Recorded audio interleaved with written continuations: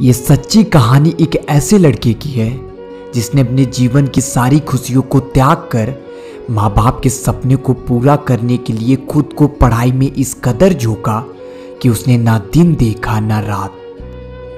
ये कहानी उन सभी छात्रों के लिए है जो अपने माँ बाप के संघर्ष और मेहनत को अपने खुशियों के आगे कभी समझना ही नहीं चाहते। ये कहानी एक बेहद ही गरीब लड़के की है जिसके पिता एक छोटे से हॉस्पिटल में कंपाउंडर थे और इनकी मां नरेगा में मजदूरी का काम करती थी। दोस्त, इनके पिताजी का सपना था कि मेरा बेटा MBBS करके बहुत बड़ा डॉक्टर बने। लेकिन दोस्तों, इस समय ये लड़का 10वीं में था और हर रोज गांव से 5 किलोमीटर दूर पैदल चलकर पढ़ने जाया करता था। दोस्तों, गांव में लाइट ना होने की वजह से केरोसिन के दिए में ये पढ़ाई करते थे और इसी तरह ये पढ़ाई करके 10वीं में अच्छे नंबर से पास भी हुए और अब अपने पिता के सपनों को पूरा करने के लिए ये शहर के इंग्लिश मीडियम स्कूल में पढ़ने का फैसला किया।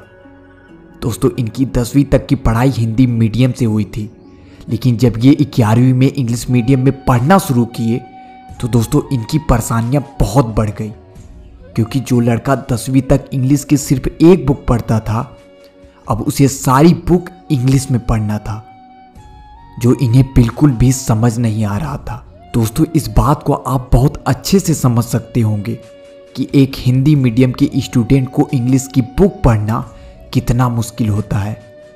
दोस्तों, इसी वजह से जब ये अपने स्कूल का पहला टेस्ट दिए तब इन्हें 90 मार्क्स में से सिर्फ 9 मार्क्स मिले।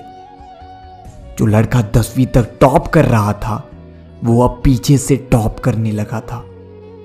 इसे देखकर ये अपने आंखों से आंसू रोक ही नहीं पाए और ये सब कुछ इंग्लिश मीडियम की वजह से ही हो रहा था। दोस्तों, ये लड़का एकदम से निराश हो गया और इसे कुछ भी समझ नहीं आ रहा था कि अब क्या करूं और कैसे पढ़ाई करूं। और पता है, इनके टीचर भी बोलने लगे थे कि बेटा तुम डॉक्टर बनने का सपना छोड़ दो, तुम पास हो जाओ वही बहुत बड़ी बात है।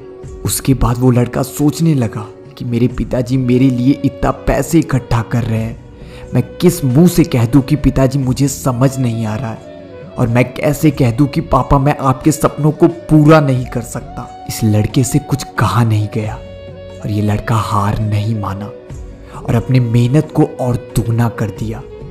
लेकिन दोस्त, ये हॉस्टल में रहते थे और रात में इनका पार्टनर लाइट बंद करके सोया करता था और इन्हें लाइट ऑन नहीं करने देता था। दोस्तों, पता है, जब रूम में पार्टनर लाइट बंद करके सोता था तो ये वहां से उठकर बाथरूम में जाकर पढ़ाई किया करते थे ताकि ये अपने स्कूल में अच्छे मार्क्स को ला सके। ये इंग्लिश में ज़्यादा फोकस करने लगे थे क्योंकि इनके मार्क्स के कम आने की वजह बस एक थी, वो भी इंग्लिश मीडियम। और कभी कभी तो ये बाथरूम में रोने भी लगते थे कि आखिर मेरे साथ ऐसा क्यों हो रहा है।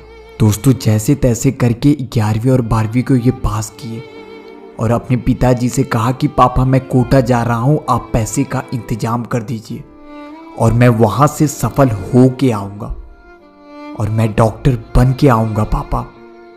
और ये लड़का कोटा चला जाता है और एक अच्छे से कोचिंग में मेडिकल एंट्रेंस एग्जाम की तैयारी करने के लिए एडमिशन ले लेता है। दोस्तों, इन्हें बहुत अच्छे से पता था कि इनके पिताजी कितना मेहनत से मजदूरी करके पैसे भेजते थे, इसलिए दोस्तों इसने अपने माता पिता के सपनों को पूरा करने के लिए दिन रात पढ़ाई करने लगे। दोस्तों, इन्हें ना होली दिखता था ना दशहरा, इन्हें कुछ भी नहीं दिखता था। इन्हें दिखता था तो बस किताब और इनका लक्ष्य। ये दिन रात एक करके पढ़ाई करने लगे और पूरे 1 साल तक बिना घर आए पढ़ाई किए। लेकिन जब रिजल्ट आया तो इनका सिलेक्शन नहीं हुआ और दोस्तों जब ये बात इनके माता पिता को पता चली तो उन्हें बहुत दुख हुआ। इसलिए नहीं कि इनका सिलेक्शन नहीं हुआ, बल्कि इसलिए कि मेरा बेटा इतना मेहनत किया, इतना त्याग किया और दिन रात होली दशहरा सब कुछ भूल कर पढ़ाई किया, फिर भी फेल कैसे हो गया। और इनके माता पिता के आंखों में आंसू साफ दिखाई दे रहे थे। दोस्तों, ये अपने पिताजी से बोले कि पापा सिर्फ एक मौका और दीजिए, इस बार मैं जरूर पास हो जाऊंगा। और ये कहकर कोटा फिर चले गए पढ़ाई करने के लिए। दोस्तों इस बार ये और मेहनत करने लगे और ये अब रास्ते में चलते वक्त भी हाथ में किताब लेकर जाया करते थे और क्वेश्चन याद किया करते थे। और दोस्तों जब इस बार इनका फिर से एग्जाम हुआ तो ये पास हो गए, लेकिन कुछ दिन बाद इन्हें पता चला कि एग्जाम कैंसिल हो गया। ये सुनते ही जैसे मानो ये पूरी तरीके से टूट गए। इनकी आंखों से आंसू रुक ही नहीं रहे थे। लेकिन दोस्तों इन्होंने हिम्मत नहीं हारी, क्योंकि इन्होंने ठान रखा था कि मुझे अपने पिता के सपनों को पूरा करना है। दोस्तों इनके साथ ऐसे ही लगातार 3 साल हुआ, मगर ये हार नहीं माने, हर बार लड़ते रहे। लेकिन दोस्तों चौथी बार एग्जाम को हार मानना पड़ा और ये 369 रैंक के साथ पूरे भारत में टॉप किए और अपने राजस्थान में 92वीं रैंक हासिल किए।